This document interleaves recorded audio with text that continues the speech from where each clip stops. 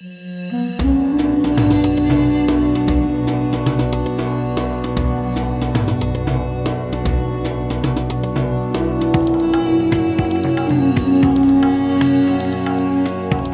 delighted to be joined by Mr. Martin Houston, former executive chairman, I should say, of Tellurian. Martin, thanks so much for joining us today. We'll be talking about US natural gas production and LNG exports specifically, and looking forward to your take on that. Thank you. Good morning. Good afternoon to you. Good afternoon. We're on different time schedules in today's forum. Everybody is. Great to have you with us. Well, let's just, and again, let's look forward a bit. We know where the US has got to with its very ambitious trajectory of US natural gas production and particularly LNG exports. Now the world's largest exporter of LNG, supplying approximately a quarter of global gas around the world. I'd like to get your take on how global demand dynamics looking forward are going to support that if the US continues on this ambitious trajectory. Short-term demand is there, but are we risking oversupply given the US's ambitious plans? Well, Diala, I don't think so. I mean, I'm well known as a bull on gas, so it won't be surprising to hear me say something to the contrary. I mean, I think there are some really very bullish statistics out there in terms of how much gas demand could grow. I mean, let's just give you one view. I mean, there's a view that gas demand could grow by as much as 75% by 2050, which is a staggering amount of growth, driven, of course, by demand, driven principally by Asia and principally by demand for power. That could be 700 BCF a day by 2050. And if I just, take a couple more seconds to say that and translate that into LNG demand, I mean, at the outer end of estimates I've seen, that could be 1,200 million tons per annum, 50% of which could be consumed in Asia. So, I think you'll agree that those are pretty big numbers. And the notion that we are somehow heading for oversupply or, softness in the market, I'm afraid just doesn't wash with me. Okay, well, I mean, let's talk a bit about that Asian demand. Let's touch on China because we can't have a conversation about energy demand without that. And would you say that the softening on the macro front of the Chinese economy, albeit it's still running strongly, but it's softened, do you think that is a dynamic that LNG suppliers should be concerned about going forward? Adjusting their plans? I think China is a key participant in these numbers. Not the only participant by any means. I mean, we should consider the whole of Southeast Asia really as being a big demand growth center. But China is, one of the risks, I think, to, some of the very big gas demand growth that, could be imagined. And the other thing, of course, is price.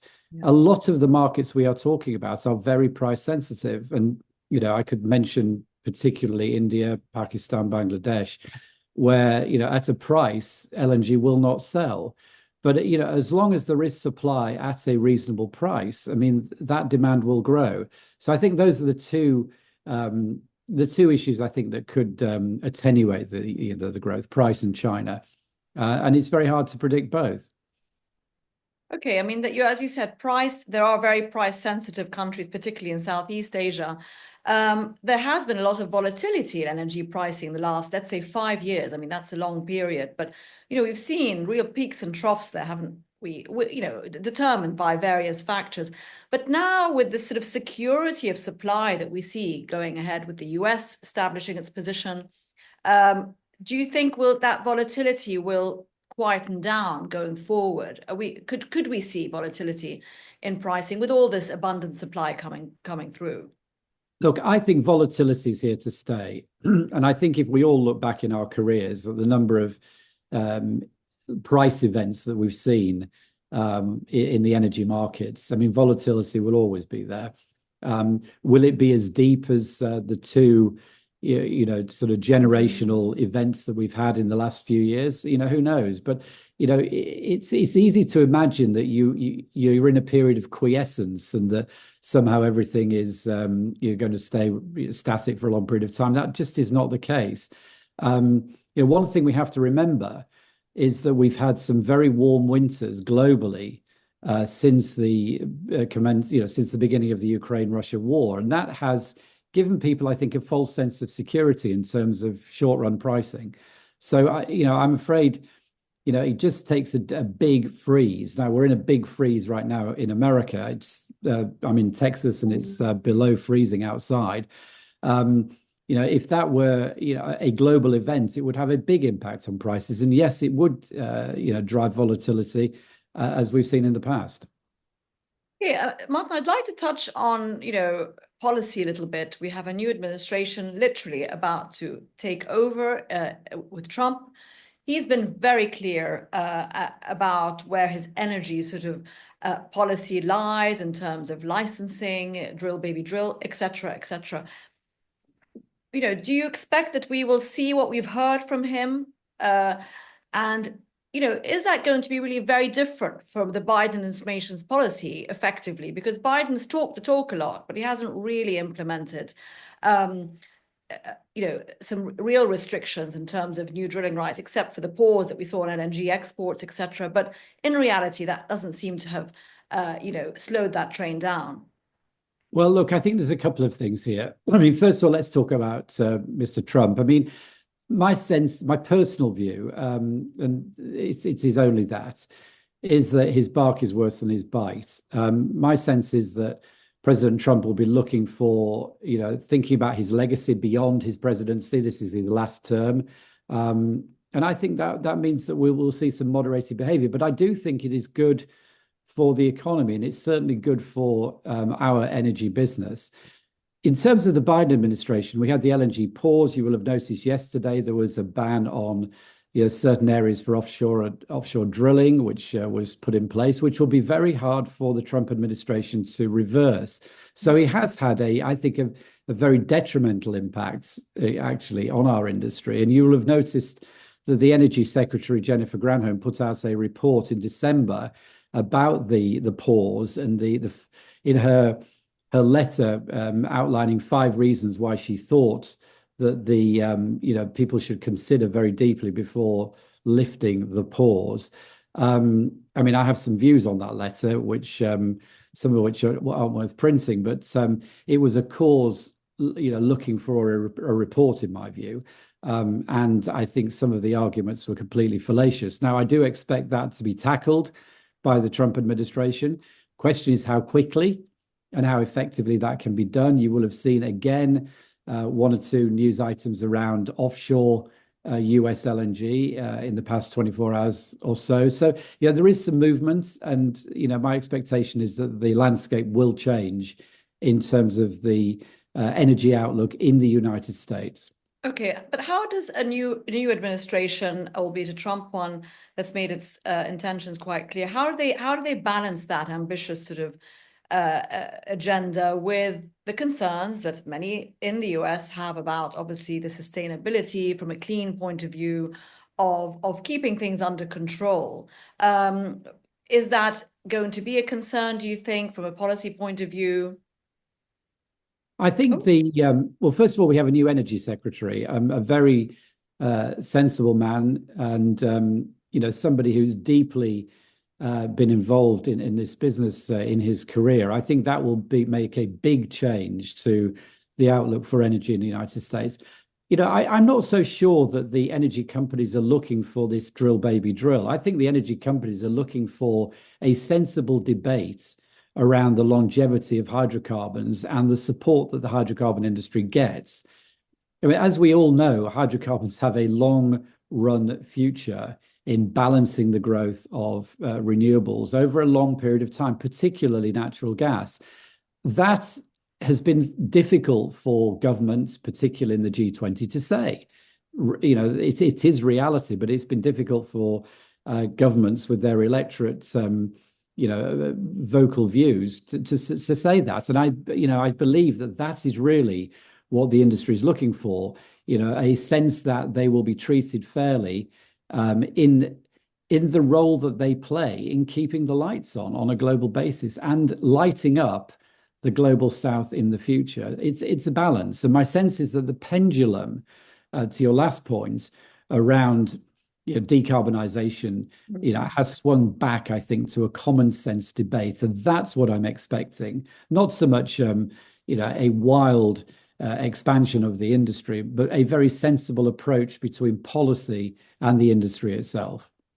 Okay, I mean, let's just touch a bit on Europe as a consumer, because of course, with the Russia-Ukraine angle kicking in now almost 3 years ago, that's been a big boon for US LNG, hasn't it? Because they sort of supplemented and have been supplementing a lot of that Russian gas, which has dropped a lot, obviously, into Europe for obvious reasons. Do you see a day? Let's assume the Russia-Ukraine crisis ends in 6 months. The war is over.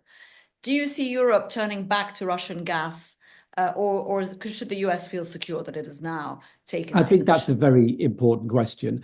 I think there are two aspects here, though, that I'd mention. First of all, there's a lot of Russian gas still flowing into Europe. Now, okay, what's happened in the Ukraine in the last 48 hours is certainly, potentially going to change that. But there's a lot of LNG flowing into Europe. You'll recall that the ban on reloadings doesn't begin until the end of the first quarter in 2025. There's still a lot of LNG flowing from Russia into a lot of ports in and around Europe. So, the notion that the gas has stopped flowing is just not true. I think necessity is the mother of invention here. I think if the gas is needed, the gas will be bought and produced.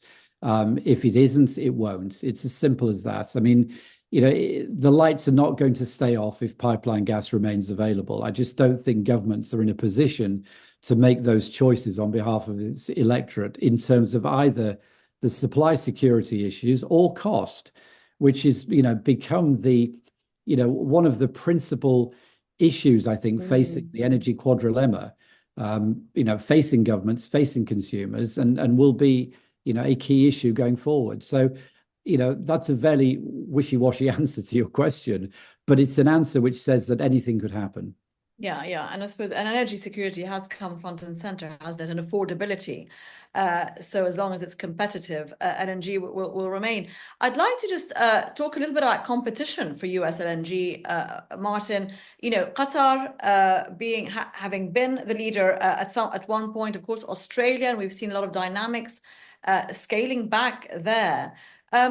Going forward again in the next, let's say, a 5-10 year trajectory, and we know there's a lot of projects in the pipeline. Do you see the US holding its primary position? I do. I think there is a lot of latency in the industry here. We've talked about the unblocking of the policy issues, and I think that will happen. I think we end up in a world in which Qatar and the United States become the two dominant suppliers. Australia has some expansion, but it's very limited. There are other geographies that are looking at LNG projects, but they're relatively small by comparison. Small projects here and there. We have some in Africa, but still challenged from a security perspective. So my sense is the world is going to be living with the US Qatar, supply dynamic, and that's quite interesting and important. One, because Qatar sits inside the Straits of Hormuz, which represents one of the, I think, 4 or 5 key shipping areas which are problematic for the global energy trade going forward, and something that I think we should think about as a key risk for 25 and beyond. And secondly, the pricing mechanisms are different in both. So you have two very different commercial sets of arrangements in the United States versus Qatar, and that of course is an interesting challenge for those buyers that struggle with this notion of indexation anxiety: what to buy, how to buy it, and who to buy it from. So, yeah, my sense is that is going to change the LNG dynamic. As these two behemoths, if you like, really take hold as being the dominant players in the market. Okay, Martin, just one question. We talked about the indexing, etc. Can I just touch a bit on Japan? Because it's, of course, had quite an interesting LNG consumption history in recent years, especially. And of course, the nuclear power side of things is making a comeback there. Okay, it's not, admittedly, it was a much bigger LNG consumer, but going forward, do you see that being a big supporter of US LNG demand, I suppose? I think so, yes. I mean, I think you have to look at Japan's new energy policy, and you'll see that gas is very much front and center in the in its thinking going forward. And I saw an announcement today this morning that there may be talk of another LNG import terminal in Hokkaido. True or false, I don't know. But the point is that gas is very much a mainstay of the Japanese economy and will remain so. And if you go back 2 or 3 years when there was talk about e-fuels and green fuels, replacing gas and LNG, that is clearly, been pushed further out, A, because of cost, and B, because of availability of supply. Mm. And, my sense is that Japan will remain a very key LNG buyer going into the future. And I think, it has two big choices. It has a Henry Hub index product, and it has an oil index product. And I think it will mix and match, as it sees fit. And I think buyers will, choose accordingly. Again, Martin, just one quick question. Let's circle back to the US again. In terms of infrastructure, I don't know if we sort of touched on it, but with all the growth in production of natural gas, can the pipeline infrastructure keep up in terms of the export mechanism, if you like? That there are some concerns about that, aren't there? There have been in the past, and certainly under the previous administration. My sense is that that is one of the things that gets unblocked. I mean, you do have a very significant difference between interstate and intrastate in terms of the ability to get things done. But my sense is infrastructure is one of the issues that the new administration will take on and ensure that what needs to get built does get built. And, this is absolutely so important with respect to power, because if you look at the US, just the US's demand for power to support AI, we're talking about somewhere around 4% today, growing to 9% by the end of the decade. I mean, that's a staggering amount of growth in power just to support one aspect of the tech industry. That's going to require a lot of infrastructure. Not all power can be built, proximal to the existing pipelines or the existing grid. So we're going to see in my view, a big expansion of both pipes and wires across North America, in the next decade. Martin Houston, former executive chairman of Tellurian, thanks so much for joining us today. It's been great to have your insights. My pleasure. Thank you.